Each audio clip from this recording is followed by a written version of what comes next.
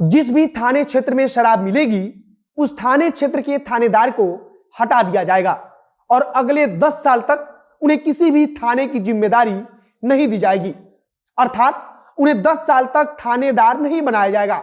यह बात समीक्षा बैठक के दौरान मुख्यमंत्री नीतीश कुमार ने कही थी, लेकिन समीक्षा बैठक के बाद मुख्यमंत्री नीतीश कुमार के आदेश को मानने वाला ऐसा लगता है कि कोई नहीं है।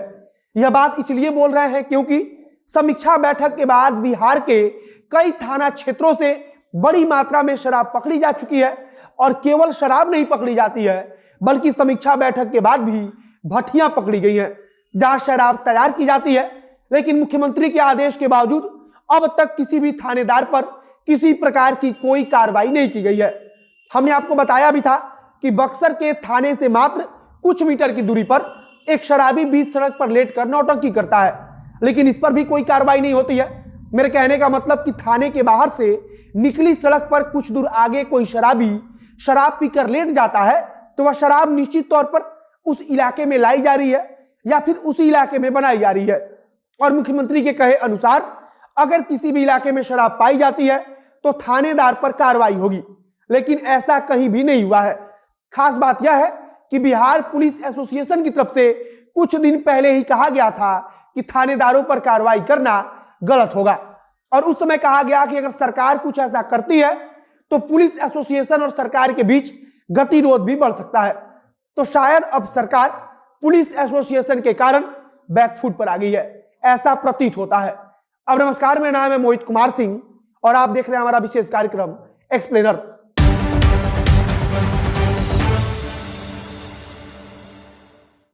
अगर मुख्यमंत्री के आदेश को साफ शब्दों में कहा जाए तो उन्होंने कहा था कि जिस भी थाने क्षेत्र के सीमा में शराब पकड़ी जाएगी तो उसकी जवाबदेही थानेदार की होगी। समीक्षा बैठक के बाद कई जगहों पर बड़ी मात्रा में शराब पकड़ी भी गई है, लेकिन अगर थानेदार पर कार्रवाई की बात करिए तो अब तक सरकार की तरफ से किसी भी थानेदार पर किसी प्रकार की कोई कार्रवाई नहीं की गई है। मतलब कि मुख्यमंत्री ने जिस बात को बोला था वह सिर्फ सुनने के लिए था, ऐसा लग रहा है। बिहार में तो शराब विद्यालयों के प्रांगण से भी पकड़ी गई है, लेकिन फिर भी किसी पर कोई कार्रवाई नहीं हुई है। समस्तीपुर से एक खबर आई जहां सरकारी विद्यालय में खड़ी एक ट्रक के अंदर शराब पाई गई और उस ट्रक में शराब की बड़ी खेप रखी गई थी। पुलिस ने ट्रक को तो जब्त कर लिया, लेकिन ट्रक कहां से आई और ट्रक के अंदर शराब रखने का दोषी कौन है, इस बात पर कोई कार्रवाई नहीं की गई। एक और बात है कि उस इलाके के थानेदार पर भी किसी प्रकार की कोई कार्रवाई नहीं हुई। अब यह सवाल सरकार के आदेश पर ही उठ रहा है। सबसे बड़ा सवाल यह है कि क्या सरकार थानेदार के ऊपर कार्रवाई करने से हिचक रही है। यह सवाल इसलिए उठ रहा है क्योंकि कुछ दिन पहले बिहार पुलिस एसोसिएशन की तरफ से कहा गया था कि शराब पकड़े जाने पर थानेदारों के ऊपर कार्रवाई ठीक नहीं है। इसके अलावा सरकार ने यह भी कहा था कि जिस भी गांव में शराब पकड़ी जाएगी वहां के चौकीदार पर कार्रवाई होगी, लेकिन पुलिस एसोसिएशन ने इस बात पर भी ऐतराज जताया था।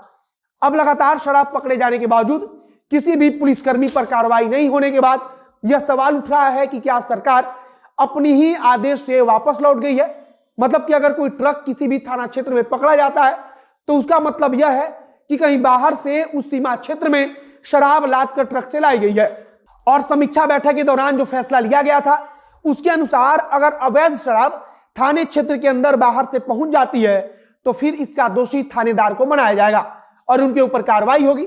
लेकिन उत्तर प्रदेश के नंबर प्लेट वाली ट्रक बिहार की सीमा में चली जाती है और उस ट्रक से शराब की बड़ी खेप बिहार के अंदर पहुंचा दी जाती है, लेकिन कार्रवाई किसी थानेदार पर नहीं होती।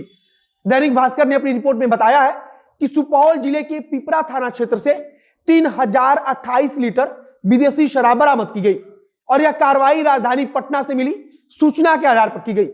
मतलब कि स्थानीय थाने को इस बारे में किसी प्रकार की कोई जानकारी नहीं थी। विदेशी शराब की इतनी बड़ी खेप उसके थाने क्षेत्र में पहुंच गई है, लेकिन अगर इस मामले पर भी आप बात करेंगे तो मुख्यमंत्री के कहे अनुसार थानेदार पर कार्रवाई होनी चाहिए, क्योंकि थाने को तो इस बात की अपने सूत्रों से भनक तक नहीं लगी, लेकिन फिर भी कार्रवाई नहीं की गई। बताया जा रहा है कि समीक्षा बैठक के बाद पिछले 7 दिन में 822 जगहों से शराब पकड़े जाने के मामले सामने आए हैं, लेकिन किसी भी मामले में थानेदार पर कोई कार्रवाई नहीं हुई है। अब इसी आंकड़े के जरिए कहा जा रहा है कि शायद सरकार थानेदारों पर हाथ डालने से हिचक रही है और इसका एक बड़ा कारण बिहार पुलिस एसोसिएशन के द्वारा कही गई बात भी हो सकती है। बाकी आगे अगर कुछ नई जानकारी आएगी, कुछ नया अपडेट आएगा तो उसे हम आप तक पहुंचाएंगे। इस वीडियो को यहीं समाप्त करते हैं। वीडियो को शेयर कीजिएगा और अगर फेसबुक पर देख रहे हैं तो पेज को लाइक कर लीजिए तथा यूट्यूब चैनल को सब्सक्राइब कीजिए। मिलते हैं फिर बहुत जल्द अगले वीडियो में। कैमरे के पीछे ओम प्रकाश खड़े हैं और मैं मोहित कुमार सिंह। बहुत बहुत धन्यवाद।